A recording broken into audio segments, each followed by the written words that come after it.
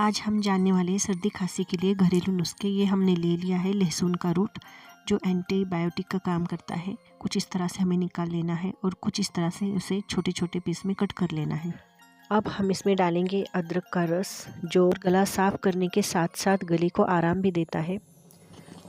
इन दोनों को हम अच्छे से मिक्स कर लेंगे। गले को आराम देने के लिए अब हम इसमें मिला देंगे शहद और 1 चम्मच हल्दी मिक्स करके दोनों को अच्छे से मिला कर लेंगे। हल्दी में एंटीबायोटिक प्रॉपर्टीज़ होती है इसलिए हल्दी बहुत ज़रूरी है।